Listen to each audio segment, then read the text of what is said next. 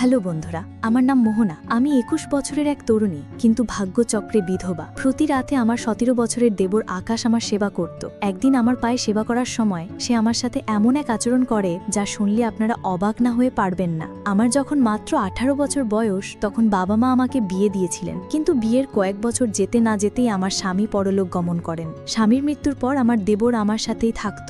যখন আমার বয়স ২০, তখন আমার স্বামীর বয়স ছিল ৪০। আমার বিয়েটা বেশ বয়স্ক একজনের সাথেই হয়েছিল। তিনি আমার চেয়ে বয়সে অনেক বড় ছিলেন। আমি এক দরিদ্র পরিবারের মেয়ে ছিলাম, তাই আমার বাবা মা ভেবেছিলেন যে আমার স্বামীর বয়স বেশি হলেও তার অগাধ সম্পত্তি আমার ভবিষ্যৎ সুরক্ষিত করবে। তারা তার অর্থ ও সম্পদ দেখেই আমার বিয়ে দিয়েছিলেন। বয়সের পার্থক্যটা বড় করে দেখেননি। কিন্তু বিয়ের পর স্বামীর সাথে কয়েক বছর কাটানোর পরেই তিনি হঠাৎ মারা যান। তার মৃত্যুর কারণ ছিল অতিরিক্ত মদ্যপানের ফলে লিভার নষ্ট হয়ে যাওয়া। আমার স্বামী দামি মদের শৌখিন ছিলেন এবং প্রায় বন্ধুদের সাথে বাড়ির বাইরে রাতভর আমোদ প্রমোদেও মেতে থাকতেন। আমি সারাদিন বাড়িতে থেকে নিজের দায়িত্ব পালন করতাম। অনেক সময় আমার মনে হতো, আমার প্রতি যখন স্বামীর কোনো টান বা অনুভূতিই নেই, তাহলে তিনি কেন আমাকে বিয়ে করেছিলেন। বিয়ের পর তিনি কোনোদিন ভালোবেসে আমার সাথে দুটো কথা বলেননি। প্রথম দিনই সাফ জানিয়ে দিয়েছিলেন, দেখো রিনা, তোমার যত টাকার প্রয়োজন হয় আলমারি থেকে নিয়ে নেবে। বাইরের কোনো জিনিসের দরকার হলে বাড়ির চাকরকে বলবে, কিন্তু তুমি কখনো বাড়ির বাইরে যাবে না। আর একটা কথা মনে রাখবে, আমি কখন বাইরে যাচ্ছি বা ফিরছি এসব নিয়ে আমাকে কোনো প্রশ্ন করবে না। এটা আমার সম্পূর্ণ ব্যক্তিগত বিষয়। তখন আমার বয়স কম ছিল বলে স্বামীর কথার গভীরতা পুরোপুরি উপলব্ধি করতে পারিনি। আমি বুঝতে পারিনি যে তিনি কেবল বিয়ে করে সামাজিক দায়িত্ব পালন করেছিলেন। সংসারের প্রতি তার কোনো মনোযোগ ছিল না। এমন নয় যে তিনি আমার সাথে একেবারেই কথা বলতেন না, প্রয়োজনের ভিত্তিতে বলতেন, কিন্তু আমি তার স্ত্রী হিসেবে যে ভালোবাসার সঙ্গ পাবার আশা করছিলাম তা কখনো পাইনি। ধীরে ধীরে যখন আমি এই শূন্যতা অনুভব করতে শুরু করি, তখন আমি আমার বাবা মায়ের সাথে বিষয়টা নিয়ে আলোচনা করেছিলাম। আমি তাদের বলেছিলাম যে আমি টাকা পয়সা স্বাচ্ছন্দ্য পেলেও স্বামীর ভালোবাসার সুখ পাইনি। আমার কথা শুনে বাবা মা আমাকে বোঝাতেন, দেখ মা, ভালোবাসার চেয়ে টাকা অনেক বেশি মূল্যবান।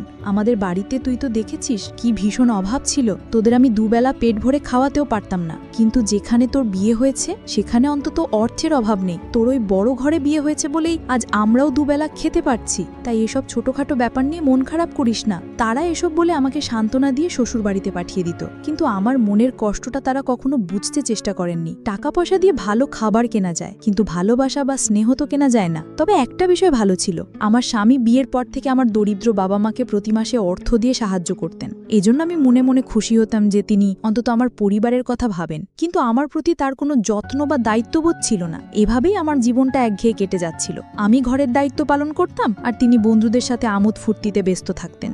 এভাবে কয়েক বছর কেটে যাওয়ার পর যখন আমার স্বামী হঠাৎ মারা গেলেন, আমি তখন একেবারেই একা হয়ে পড়ি। আমার এই অবস্থা দেখে আমার দেবর আকাশ আর বিদেশে ফিরে যায়নি। সে ছোট থেকেই বাইরে পড়াশোনা করত। আমার স্বামী ভালোভাবেই জানতেন যে তার ভাই যদি তার সঙ্গে থাকে তাহলে সেও তার মতো উচ্ছৃঙ্খল হয়ে যেতে পারে। তাই ভাইয়ের উজ্জ্বল ভবিষ্যতের কথা ভেবে তিনি তাকে বাইরেই রেখেছিলেন। আমার শ্বশুর শাশুড়িও বহু আগেই মারা গিয়েছিলেন। এদিকে আকাশের বয়স ১৮ হলেও তাকে দেখে বোঝার উপায় ছিল না। তার সুঠাম স্বাস্থ্য ও পেশিবহুল চেহারা দেখে তাকে ২৭-২৮ বছরের যুবক মনে হতো। আকাশ আসার পর ধীরে ধীরে আমি বুঝতে পারলাম, এতদিন ধরে আমি স্বামীর কাছে যে ভালোবাসাটা আশা করছিলাম সেটা যেন আমার দেবর আমাকে দিচ্ছিল।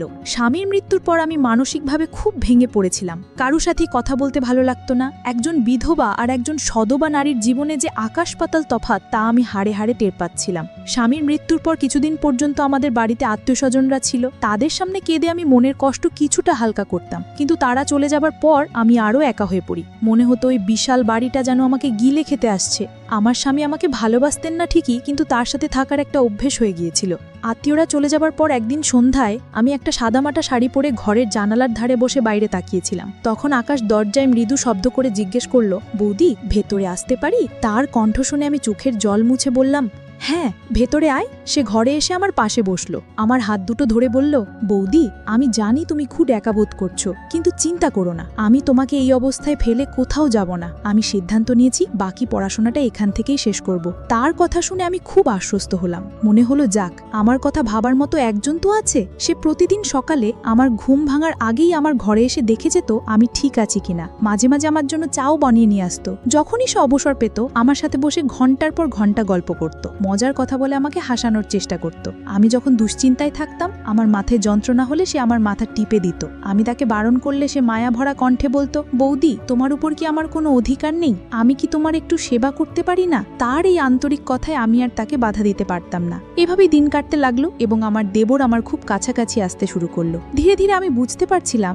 যে আকাশ আমার প্রতি অত্যন্ত যত্নশীল। এই অনুভূতিটা আমার ভেতরটাকে নাড়িয়ে দিচ্ছিল, কারণ আমি ঠিক এই ভালোবাসাটাই একদিন আমার স্বামীর কাছে চেয়েছিলাম। আকাশের সাথে যতই দিন কাটছিল, আমি ততই অজান্তে তাকে পছন্দ করতে শুরু করেছিলাম। কিন্তু একটা সময় আমার মনটা এমনভাবে ভেঙে যাবে তা আমি কল্পনাও করতে পারিনি। আসলে দোষটা সম্পূর্ণ আমারই ছিল। আমি একবারও ভেবে দেখিনি যে আকাশ আমার চেয়ে বয়সে ছোট আর আমি তার চেয়ে বড়। আমি কি করে এত বড় একটা ভুল করতে যাচ্ছিলাম? তার আমার প্রতি শ্রদ্ধা, যত্ন আর ভালোবাসাকে আমি অন্য কিছু ভেবে বসেছিলাম। সে কি সত্যি আমাকে তার দাদার বিধবা স্ত্রী হিসেবে দেখত, নাকি এর পেছনে অন্য কোনো অনুভূতি ছিল, তা আমি বুঝতে পারছিলাম না। আমার খাওয়া দাওয়ার থেকে শুরু করে শারীরিক সুস্থতা সবকিছুর খেয়াল সে রাখত। এতে আমি তাকে অন্য চোখে দেখতে শুরু করি এবং তার প্রতি আমার প্রত্যাশা বাড়তে থাকে। স্বামীর মৃত্যুর পর দুশ্চিন্তার কারণে আমাকে নিয়মিত ওষুধ খেতে হতো। সেই ওষুধও আকাশ আমাকে নিজের হাতে খাইয়ে দিত। সেই সব সময় বলতো, বৌদি, নিজের শরীরের যত্ন নাও, ঠিক মতো না খেলে তো শরীর আরো ভেঙে পড়বে। দাদাকে তো আমি হারিয়েছি, তোমাকে কোনোভাবেই হারাতে চাই না। তার মুখ থেকে এমন কথা শুনে আমি তাকে অন্যরকম ভাবতে শুরু করেছিলাম। আমার মনের অনুভূতিগুলো ভালোবাসার দিকে মোড় নিচ্ছিল। এভাবে প্রায় ৩-৪ মাস কেটে যাওয়ার পর আমি আমার ১৮ বছরের দেবরের জন্য নিজেকে নতুন করে সাজাতে শুরু করেছিলাম। আমার স্বামী তো কখনো আমার দিকে সেভাবে তাকায়নি, তাই আকাশের কাছ থেকে এত যত্ন পেয়ে আমি তাকে মন দিয়ে ফেলেছিলাম। পরিস্থিতি এমন হয়েছিল যে আকাশ আমার সামনে এলেই আমি লজ্জায় লাল হয়ে যেতাম। তাকে আকর্ষণ করার জন্য আমি সুন্দর করে সেজেগুজে থাকতাম। আমি সেজে থাকলে সে বলতো, বৌদি, তুমি এভাবেই সেজেগুজে হাসি খুশি থেকো, আমি তোমাকে সব সময় হাসি খুশি দেখতে চাই। সে বুঝতেও পারেনি যে আমি তাকে ভালোবেসে ফেলেছি। আমার দেবরের স্নেহ আর ভালোবাসা পাওয়ার জন্য আমি ভুল পথে হাঁটতে শুরু করেছিলাম। তার সান্নিধ্য পাওয়ার আশায় আমি নানা ছলনার আশ্রয় নিতে শুরু করেছিলাম। সে আমার যত্ন নিত, কিন্তু সেটা শ্রদ্ধার ছিল। আমি যা ভাবছিলাম তা নয়। তার পবিত্র যত্ন আর ভালোবাসাকে আমি ভুল বুঝতে শুরু করেছিলাম। সেদিন আমি মনে মনে ঠিক করলাম, অনেক হয়েছে লুকোছুরি। এবার আমি তাকে সরাসরি আমার মনের কথা জানাবো যে আমি তাকে ভালোবাসি এবং তার সাথেই বাকি জীবনটা কাটাতে চাই। সেদিন আকাশ বাড়ি ফিরলে আমি ইচ্ছে করে অসুস্থতার ভান করলাম। বললাম, আমার সারা শরীরে খুব ব্যথা, আমি বিছানা থেকে উঠতেও পারছি না। আমার উদ্দেশ্য ছিল তার মনোযোগ আকর্ষণ করা। আমি যখন তাকে ব্যথার কথা বললাম, সে রান্নাঘর থেকে এক বাটি তেল গরম করে নিয়ে এলো। ঘরে এসে বলল, বৌদি, তুমি শান্ত হয়ে শুয়ে থাকো, আমি তোমার পায়ে মালিশ করে দিচ্ছি, দেখবে ব্যথা কমে গেছে। আমি মনে মনে খুব খুশি হলাম। ভাবলাম, সেই যখন আমার সেবা করবে তখন নিশ্চয়ই আমার প্রতি আকৃষ্ট হবে। আমি তাকে নিজের দিকে টানার জন্য আগে থেকে সেজেগুজে প্রস্তুত ছিলাম। আকাশকে দেখে আমি কাতর স্বরে বললাম, আমার শরীরে খুব যন্ত্রণা হচ্ছে, তুমি যদি একটু সেবা করে দাও তাহলে খুব আরাম পাব। আমার এই মিথ্যে কষ্ট দেখে সে আমার পাশে বসে আমার পায়ে আলতো করে তেল মালিশ করতে লাগল। তার স্পর্শে আমার ভীষণ আরাম হচ্ছিল এবং আমি মনে মনে অন্য এক জগতে হারিয়ে যাচ্ছিলাম। আমি ঠিক করে ফেলেছিলাম, আর দেরি না করে এবার তাকে আমার মনের কথাটা বলেই ফেলব। কিন্তু ঠিক সেই মুহূর্তে আমার পায়ের তলার মাটি যেন সরে গেল। আমার 18 বছরের দেবর আমার পায়ে মালিশ করতে করতে মৃদু হেসে আমার দিকে তাকালো। তারপর মাথা নিচু করে বলল, বৌদি, আমি তোমাকে একটা কথা বলতে চাই। অনেকদিন ধরেই ভাবছি কথাটা তোমাকে বলবো। তার কথা শুনে আমি উত্তেজনায় অপেক্ষা করছিলাম। ভাবছিলাম সেও নিশ্চয়ই আমাকে ভালোবাসে এবং সেটাই এখন বলবে। সে আমার দিকে তাকিয়ে মুচকি হাসছিল। তখনই আকাশ আমাকে বলল, বৌদি, আমি যে কথাটা বলবো সেটা শুনে তুমি রাগ করবে না তো? আমিও তার দিকে তাকিয়ে মৃদু হেসে বললাম, না, রাগ করব কেন? তোর যা বলার আছে মন খুলে বল, আমি তো তোর মনের কথা শোনার জন্যই অপেক্ষা করছি। তখন আকাশ বলল, বৌদি, আমি পিয়া নামের একটি মেয়েকে খুব ভালোবাসি এবং তাকে বিয়ে করতে চাই, কিন্তু তোমার অনুমতি ছাড়া আমি তাকে বিয়ে করতে পারবো না, কারণ আমি তোমাকে মায়ের মতো শ্রদ্ধা করি, তাই আমি তোমার এত যত্ন নিই। মায়ের মতো বৌদির আশীর্বাদ না পেলে আমি আমার পছন্দের মেয়েকে বিয়ে করতে পারবো না। আমি মন থেকে তোমার আশীর্বাদ চাই। তার মুখ থেকে এই কথাগুলো শোনার পর আমার মাথা ঘুরে গেল। আমি কিছুক্ষণের জন্য স্তব্ধ হয়ে গেলাম। লজ্জায় আমি বুঝতে পারছিলাম না যে আমি আকাশের সাথে কিভাবে চোখ মেলাবো। আমার মুখ লাল হয়ে গেছিল। আমি স্বপ্নেও ভাবতে পারিনি যে আকাশ আমাকে মায়ের মতো মনে করে আমার সেবা যত্ন করত। আর আমি তার সেই পবিত্র ভালোবাসাকেই ভুল বুঝেছিলাম। তার কথা শুনে আমার চোখ দিয়ে জল গড়িয়ে পড়ল। আমার চোখের জল দেখে সে তাড়াতাড়ি আমার চোখের জল মুছে দিয়ে বলল, বৌদি, তুমি কাঁদছো কেন? তুমি কি চাও না আমি পিয়াকে বিয়ে করি? আমার কোনো কথায় যদি তুমি কষ্ট পেয়ে থাকো তাহলে আমাকে ক্ষমা করে দিও। তখন আমি তার কাঁধে হাত রেখে জোর করে হেসে বললাম, আরে পাগল, আমি তো খুশিতে কাঁদছি। আমার দেবরটা তো অনেক বড় হয়ে গেছে।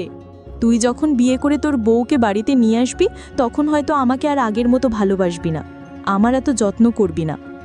এই ভেবেই হয়তো আমার চোখে জল এসে গেছে। আকাশ তখন আমার হাতটা ধরে বলল, বৌদি, এমনটা কখনোই হবে না। আমি তোমাকে আমার মায়ের আসনে বসিয়েছি। ছোটবেলায় বাবা মারা যাবার পর মা খুব একা হয়ে গিয়েছিলেন, তখন দাদা মায়ের খুব খেয়াল রাখত। আমি দাদার কাছেই শিখেছি। তুমি ছাড়া তো আমার আর কেউ নেই বৌদি। তোমার কিছু হয়ে গেলে আমি তো একেবারে একা হয়ে যাব, তাই আমি তোমাকে কোনোভাবেই কষ্ট দেব না। এই জন্য তোমার অনুমতি নিতে এসেছি। আমি কি আমার পছন্দের মেয়েকে বিয়ে করে এই বাড়িতে আনতে পারি? আমার স্ত্রী এলে তোমাকে আর কোনো কাজ করতে হবে না, সে এই বাড়ির সব দায়িত্ব সামলে নেবে। তুমি এতদিন অনেক কষ্ট করেছ, সে এলে তোমার একাকিত্বও কেটে যাবে। তার কথা শুনে আমার নিজেরই খুব লজ্জা করছিল। আমি যে ছেলেটির কাছে অন্য কিছু পাওয়ার আশায় এত ছলনা করেছিলাম, সে তো আমাকে তার মায়ের সম্মান দিয়েছিল। সেদিন আমি নিজের ভুল বুঝতে পেরে মনে মনে প্রতিজ্ঞা করলাম যে আমি আর কখনো আমার দেবরকে সেই ভুল চোখে দেখব না। তারপর আমি আনন্দের সাথেই তার পছন্দের মেয়ের সাথে তার বিয়ে দিয়ে পিয়াকে এই বাড়িতে নিয়ে এসেছিলাম। এখন আমরা সবাই একসঙ্গেই থাকি। আমিও আমার দেবরকে নিজের ছেলের মতোই স্নেহ করি। আকাশের আমার প্রতি ভালোবাসাটা যেহেতু মাতৃস্নেহের মতো ছিল, তাই আমি আর কোনো দিন তাকে আমার মনের কথা জানাইনি। আমিও নিজে খুব লজ্জিত ছিলাম।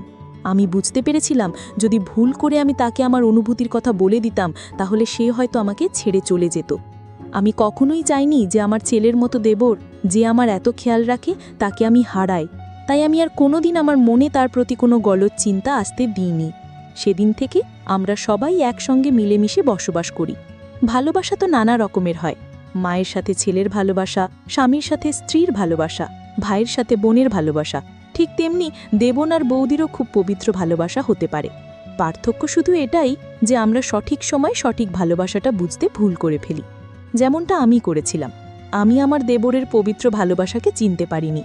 গো বন্ধুরা, আজকের গল্পটি এই পর্যন্তই। গল্পটি তোমাদের কেমন লাগলো কমেন্ট করে অবশ্যই জানাবে। আর এরকম নতুন নতুন গল্প পেতে চ্যানেলটিকে সাবস্ক্রাইব করে পাশে থাকা বেল আইকনটিতে ক্লিক করুন, পরবর্তী কোনো আপডেট যেন মিস না হয়।